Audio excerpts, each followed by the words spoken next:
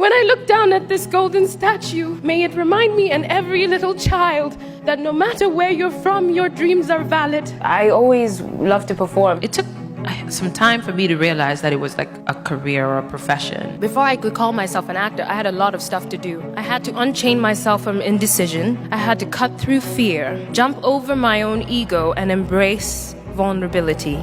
It wasn't until I watched The Color Purple that I thought, oh, maybe I could do this in my life, because, you know, it was like people that looked like me. In 2014, I gave a speech at the Essence Black Women in Hollywood luncheon, and that was inspired by a young girl who had sent me a letter saying that she was dark-skinned and she had been thinking about lightening her skin with skin bleaching. And when she saw me, she realized that her skin was okay, you know. Now, you just recently released your own children's book. It's called Sulwe, and it is a sort of very liberal autobiography about a little girl who is uncomfortable in her dark skin and learns how to love it through a magical adventure in the night sky. Your society doesn't seem to appreciate the beauty in your complexion, and therefore you underappreciate yourself. All the imaginative things, the TV, the magazines, books I was reading only had light skin, pale skin, blonde hair, blue eyes and stuff. You can't really control how the world is going to treat you, but you can control how you treat yourself.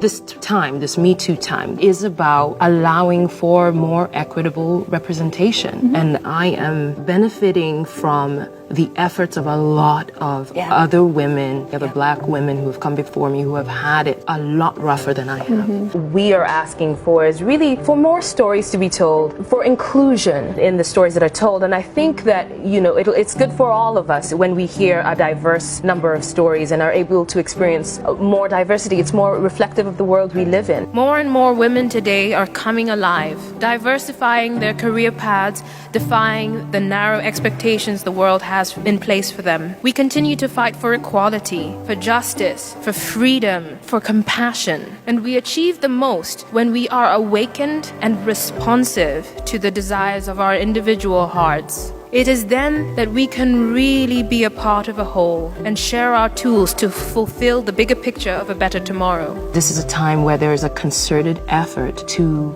consider diversity and inclusion.